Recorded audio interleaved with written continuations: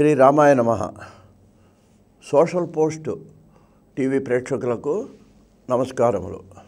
అయోధ్యకాండలో దశరథుడు ప్రజలందరి యొక్క అభిప్రాయాన్ని అడిగాడండి. వాళ్ళందరూ కూడా ఏకగ్రీవంగా రామచంద్రమూర్తికి పట్టాభిషేకం చేయడం అందరికీ అంగీకారమే. ఇంక మళ్ళీ దాంట్లో అభిప్రాయ భేదాలు లేవండి. అది అక్కడ గొప్పతనం. ఎవరు ఒకళ్ళిద్దరు కూడా ఎవరు మాకు ఇష్టం లేదనేటువంటి అంటే వాళ్ళ అన్న మెజార్టీని బట్టి ఆయన చేస్తాడు, అది వేరే విషయం అనుకోండి. వాళ్ళు ఇప్పుడైనా అంతే అప్పుడైనా అంతే. ఏదైనా ఇప్పుడు మంత్రివర్గంలో నిర్ణయం తీసుకునేటప్పుడు ఒకళ్ళిద్దరు కాదన్నా మెజార్టీని బట్టే నిర్ణయం తీసుకుంటారు. కానీ ఇక్కడ గొప్పతనం ఏంటంటే అందరూ కూడా రామచంద్రమూర్తి మాకు రాజు కావాలి, ఆయన పరిపాలనలో మేమందరం సంతోషంగా ఉంటామనే నమ్మకం మాకుంది అని ప్రజలందరూ చెప్పడం జరిగిందండి. తర్వాత మంత్రులతో ఆలోచించాడు. వశిష్ఠుడు, వామదేవుడు మొదలై జాబాలి వీళ్ళందరూ ఒక మంత్రివర్గం ఉన్నారండి వీళ్ళకి. మళ్ళాగానే ఆ వాళ్ళతో ఆలోచిస్తూ వాళ్ళందరూ కూడా తప్పకుండా చేద్దాం, మనకు ముహూర్తం కూడా పెడదామని చెప్పి ఈయనకి పునర్వసుకి పుష్యమి నక్షత్రం సంపత్తారైంది. ఆ రోజు ముహూర్తం ఇంకా వెంటనే ఆమన్నాడే ముహూర్తం కూడా కుదిరిందండి. అయితే రేపే బాగుందండి చేద్దామన్నారు. అన్న తర్వాత ఇక్కడ చూడండి, ఇక్కడ దశరథ మహారాజు ఈ సమావేశం అంతా అయిపోయింది. రాముణ్ణి ఒక ఏకాంతంగా ఒక గదిలోకి తీసుకొచ్చేటండి. తీసుకొచ్చి అక్కడ కొన్ని మాటలు తన తండ్రిగానే కాదు మహారాజుగా కాబోయే రాజుకు చెప్పాల్సినటువంటి మాటల్ని కొన్ని చెప్పేటండి. ఈ సందర్భంలోనే మీకు విషయం చెప్తా. మన తిమ్మరుసు కృష్ణదేవరాయలను రాజుగా చేసినప్పుడు ఇంకా పట్టాభిషేకం ఇంకా జరగాలి. 2 నిమిషాల ముందు ఒక గదిలోకి తీసుకొచ్చి చెంప మీద ఒక్కటి కొట్టేటండి కృష్ణదేవరాయల్ని. కళ్ళెంబడి నీళ్లు తిరిగినాయి. ఆయన మంత్రే కాదు గురువుగారు ఆయన తిమ్మరసు. నీళ్ళు తిరిగి కానీ ఏమల్లా ఎందుకు కొట్టారని కూడా అడగలేదండి. అదేంటి ఆ గౌరవం, పెద్దవాళ్ళ మీద గురువుల మీద గౌరవం. అంటే మనం ఇవాళ ఒక మాస్టర్ ఏదైనా స్కూల్లో ఏదైనా ఎవరన్నా కొట్టాడనుకోండి, వీడు అడుగుతాడు ఇంటికి వెళ్ళి తల్లిదండ్రులు వచ్చి ఎందుకు మా వాడిని కొట్టావు నువ్వు కారణం చెప్పమంటారండి.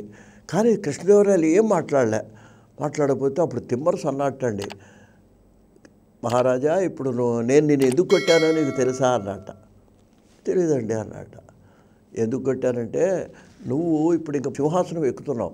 సింహాసనం ఎక్కిన తర్వాత నేను నీకు సలహా చెప్పాలి. ఇప్పటి వరకు నేను గురువును, నువ్వు ఇలా చేయి అని చెప్పే అధికారం నాకు ఉంది.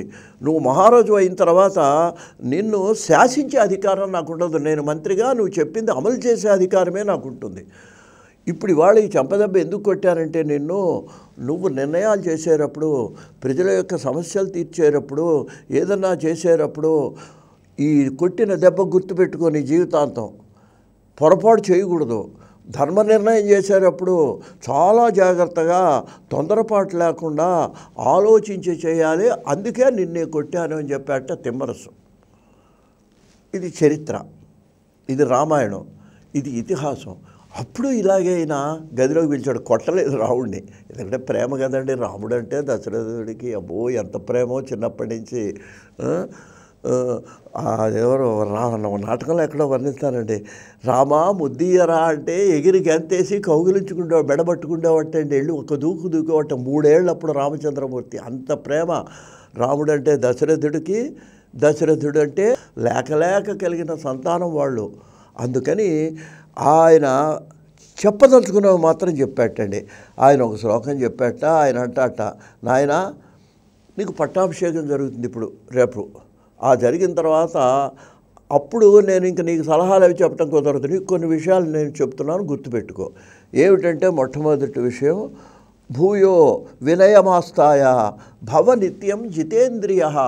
ఓ రామా, నువ్వు చాలా వినయంగా ఉండాలి. మొట్టమొదటిది ఏదైనా సరే రాజ్యం వచ్చిన తర్వాత, అధికారం వచ్చిన తర్వాత దాన్ని నిలబెట్టుకోవాలంటే వాళ్ళ గర్వం పనికిరాదు. గర్వం కనుక పొందినట్లయితే ఆ రాజ్యం పతనం అవటం ఎంతో కాలం పట్టదు ప్రజల దగ్గర నుంచి. అందుకని ఇక్కడ అతను ఏం చెబుతున్నాడు, దశరథ మహారాజు భూయ వినయమాస్తాయ. ఓ మహారాజా నువ్వేం చేయాలి, ఎందుకంటే ఇంకా రాజుగా కాబోతున్నాడు. ఇప్పుడు కొడుకు కాదు, రేపటి నుంచి ఆయన రాజు. తండ్రి కూడా ఆయన యొక్క లోబడే ఉండాలి. అందుకని ఇప్పుడు ఈయన మహారాజుగా యువరాజుకు చెప్తున్నా అండి, నువ్వు వినయాన్ని ఎప్పుడూ వదిలిపెట్టకూడదు. నీ గురువుల యందు, నీ పెద్దల యందు, నీ మంచి కోరే వాళ్ళ యందు, నీ తల్లిదండ్రుల యందు, పెద్దవాళ్ళందరి యందు కూడా నేను రాజును అనే అహంకారాన్ని వదిలిపెట్టు. ఇది మొట్టమొదటి లక్షణం అండి చెప్పింది. ఇది కూడా మన అందరం పాటించాలండి. వాళ్ళ అంటే రాజ్యాలు అక్కర్లేదండి. ఉద్యోగం వచ్చిన తర్వాత పెద్దవాడు మనంత వాడు అవుతాడు పిల్లవాడు. ఆ పిల్లవాడు అయినప్పుడు పిల్లవాడు కూడా రామాయణం చూసి నేర్చుకోవాలి. అప్పుడు తల్లిదండ్రులు పెద్దవాళ్ళు అవుతారు, అతని మీద ఆధారపడతారు, ఏదైనా మాట్లాడబోతారు. ఇవాళ చాలా కుటుంబాల్లో చూస్తామండి, ఆ తండ్రి పాపం 60 ఏళ్ళు 70 ఏళ్ళు ఏదో కుటుంబంలో ఏదో చర్చ జరుగుతుంటే ఆ తండ్రి ఏదో రే నాయన అలా కాదురా, అతను అనుభవం గలవాడు కదండి, ఏదో చెప్పబోతే ఈ పిల్లలు చాలామంది అంటుంటారు, నాన్నగారు మీకు తెలియదు, మీరు ఊరుకోండి, మీరు మాట్లాడవాకండి అంటుంటారు. వీడు పెద్ద గొప్పవాడైనట్టు, ఆయనకేమో ఏమీ తెలియనట్టు. ఇది మంచి పద్ధతి కాదు. అందుకని ముందు మనం వాళ్ళు తండ్రి ఆయన ఏదో చెప్తున్నాడు, చెప్పనివ్వరాదా, 2 మాటలు చెప్తాడు, నీ ఇష్టమైతే పాటించి లేకపోతే లేదు. అసలు ఆ వినయం ఎందుకు వదిలేసి అహంకారాన్ని, తల్లిదండ్రుల మీద కూడా అహంకారం ఎందుకు ప్రదర్శిస్తున్నావు అనేది మనం రామాయణం ద్వారా నేర్చుకోవాలండి. అందుకని దశరథుడు అంటున్నాడు, భూయో వినయమాస్తాయ, ఓ రామచంద్ర నువ్వు రేపటి నుంచి మహారాజు అయినా సరే వినయంగా ఉండాలి. ఇంకా ఇట్లా భవ నిత్యం జితేంద్రియ, జితేంద్రియుడవై ఉండాలి నువ్వు. ఇవన్నీ రామాయణం ఇవాళ మనకు ఒక మార్పులో బాల్యం, యవ్వనం, కౌమారం, యవ్వనం వచ్చింది. ఈ కౌమారం వరకు మనం టీనేజ్ అంటాం దాన్ని ఇంగ్లీష్లో, 19 ఏళ్ల వరకు. ఏది 1850 టీన్ వస్తుంటుంది కదా, 19 వరకు టీనేజ్ అండి. 20 వచ్చేటప్పుడు కొంచెం వ్యక్తిత్వం వస్తుంది. అప్పుడు చదువు పూర్తయి వీడు ఉద్యోగంలో కూడా చేరతాడు. అక్కడి నుంచి వచ్చేది వాడు పట్టాభిషేకం అయినట్టు. ఉద్యోగం వచ్చి పెళ్ళయిందంటే పట్టాభిషేకం. అక్కడి నుంచి ఎలా ఉండాలి, ఇవన్నీ మనం పాటించాలి రామాయణం వల్ల. బావా ఏమని చెప్పాడు కొడుక్కి, ఏం చెప్పాడంటే భూయ వినయమాస్తాయ. ఈ 2 మన మనసులో గుర్తుపెట్టుకోండి. రామాయణంలో రాముడికి దశరథుడు చెప్పాడు. అలాగే మనం కూడా మన తల్లిదండ్రులు చెప్పినా చెప్పకపోయినా వాళ్ళ యందు మనం వినయంగా ఉండాలి. మన గురువుల యందు, మన ఉన్నతాధికారుల యందు. నీ పైవాడు ఒకసారి అవసరం వస్తే విసుక్కోవచ్చు, ఏదో అనేక వ్యవహారాలు ఉంటాయి ఆయనకి, అక్కడ నువ్వు మళ్ళీ తిరగబడకూడదు, వినయాన్ని ప్రదర్శించాలి. భూయో వినయమాస్తాయ.